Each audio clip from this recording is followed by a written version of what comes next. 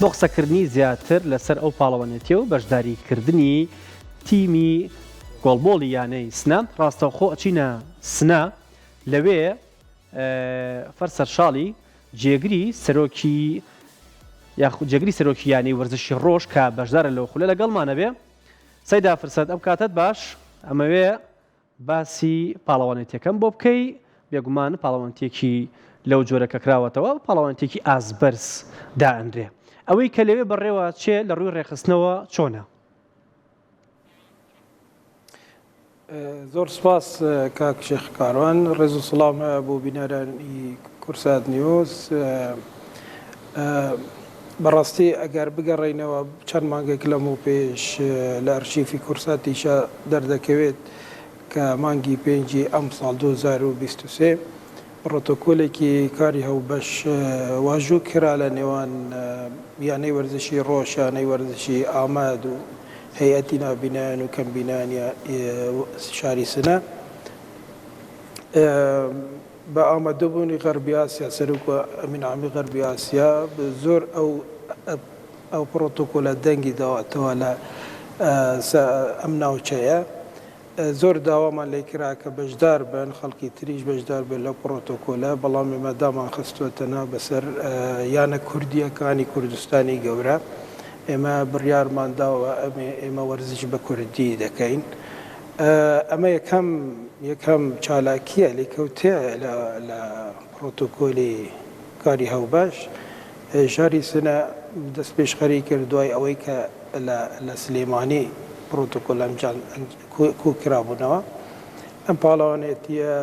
لە پرۆگرامی ئیبسا ئاعتراف پێکراوە و نەتیجەکەشی بە تەنقید دادەنرێت بە ئەو لارانەی کە بەشدار بوونەتەوە. تەنانەت ئەوەنە گرنگە لای اتحادی دەولی، هەتا تەنانەت هەڵبژاردەی عێراق بە فەرمی داوان لێ کردم کە وەکو جێگیری سەرۆکی پارۆڵمپی عێراق هاوکاریان بن بۆی ئەوانیش بەشدار بن لەبەرەوەی بۆ خۆیان باشە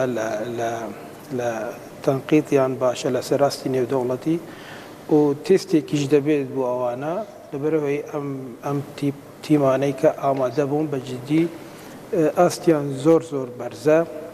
لە پاڵ ئەم پاڵاوانێتیە ئیبساش قازانجی کردووە لەوەی کە خۆلێکی دادوەری بوو چەند داوەرێکی ئەم ناوچەیە بە تایبەتی کۆماری ئیسلامی ئێران دادوەرەکانیان زۆر سودمەند بوون. وەکو ئەوەی جەنابەت باست کرد لە راپۆرتەکەدا کێبڕکیەکە زۆر بەهێزە.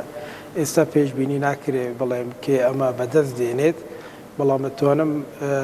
باسی داهاتوو بکەم ئەم شەو دوای چەند کاتژمێرێکی تر ئێمە کۆبوونەیەک دەکەین بۆ ئەوەی بڕیار بدەین لەسەر ئەوەی پاڵەوانێتی ساڵی داهاتوو لە چ وڵاتێک ئەنجامە درێت و لە چ شارێک ئەنجامە درێت و چەند یانێکی تریش گفتوگۆ بکەین لەسەر داواکانیان کە وەربگیرێن یان دوایان بقین. من زۆر گەشت بینم کە ئەمە لە داهاتووە بێ بە فدراسیۆنێکی کوردستانی گەورە و ئەمە جارە ئیبسا اتحادی دەولی گۆڵبۆڵ ئەتیڕافی پێ کردوین. دەستپێکێکی زۆر باشە بە دیدی من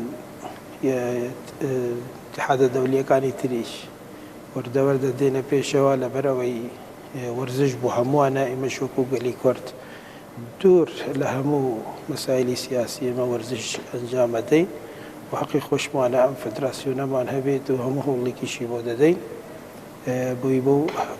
هەدەفە گەورای بگەین. باشە سەیدا، چەند تیم بەشدارە و لە هەواڵەکەش ئاماژەمان بۆیە کە داوەری نێودەوڵەتیەکان ئەم پاڵەوانێتیە بەڕێوە بن. چەند داوەری کورد لەوێ لەم پاڵەوانێتیە وەکو داوەر بەشدارە؟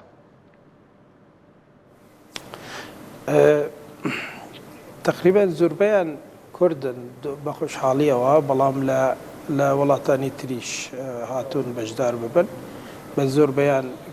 ئەو کادرە کوردیانن کە دەستیان بە خۆلی نێودەوڵەتینە دەگەیشت باسی ئەوم کرد ئیبسا بە دەرفەتی زانی زۆر خۆشحاڵیش بوو بەو هەوڵی کە ئێمە دامانەوە و ئەم مەحفلە نێودەوڵەتیە لە شاری سنەی خۆشەویست ئەنجامی بدەین بۆی بێ بە دەرفەتی و دەستیان بگاتە ئەم شوێنە ئەم ناوچەیە لە بەرەوەی ئەستەم بۆ خۆیان بێن یاساکانی ئیبسا و گۆڵبۆڵ لێرە بەربەڵاوکەن و کادر دروستکەن خۆشببختانە زۆربەی ئەو کادرانەی کە بەشدار بوون لەو خولە نێودەوڵەتیە بۆ دادوەری ئەوانە کوردن و کاپتنەژی محەممەد مححمود کە گەنجێکی خەڵکی شاری سلێمانیە لێڤڵی سێە واتەیتر لەو پەڕی ئەو لەگەڵ کاکوشنگ شریعەتی لێڤڵی سێە ئەو پەڕی ینی پلەیە خەڵکی سنەیە لەگەڵ خاتە ئۆڕۆڕا سەرۆکی اتحادەکە ئەمانە سەرپرشتی گشت کاروباری هوەری ئەم خولە دەکەن هەروەها سەبارەت بە بەشی تری پرسیارەکەی جەنابەت لە عێراق دوو تیم هاتووە تیمی هەڵبژاردەی عێراق بەشدارە لەگەڵ تیمی یانەی وەرزشی ڕۆژ لە ڕۆژهەڵات دوو تیم بەشدارە ئەوانش بە ناوی کوردستان ئەی کوردستان دابەزیوەن لە بەرنامەکەیە هەروەها لە تورکیاش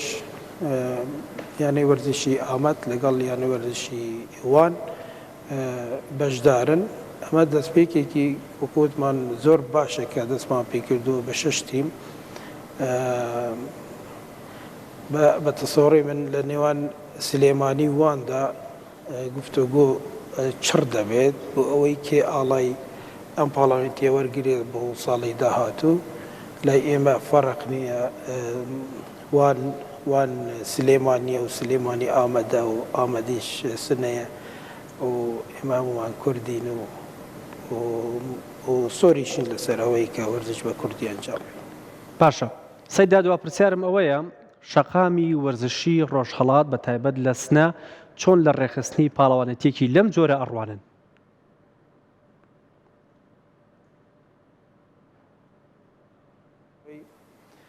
ئەمە کادرێکی گەورەی دەوێت سوپایکی لە کادری پێشکەوتوی دەوێت پرۆفشناڵێ دەوێت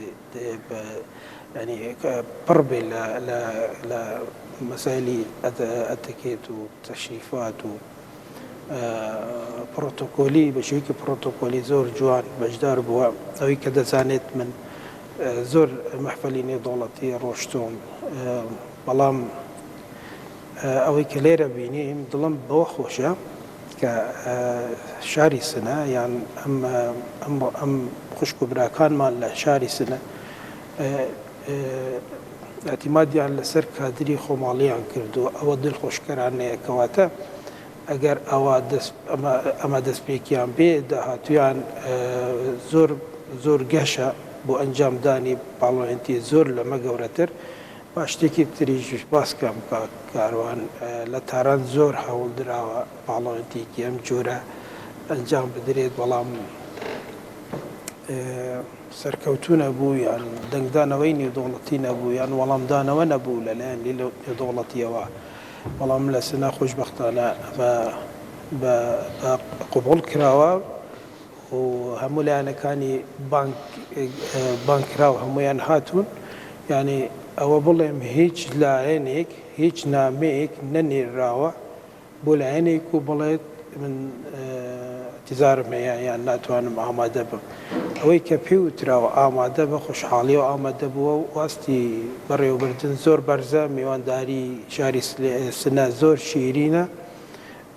ئەمە چەند ڕۆژێکە لێرە من کەسم نەبینیوە بەزەر دەخەنەوە بەدەممانە پێ نەکەنێت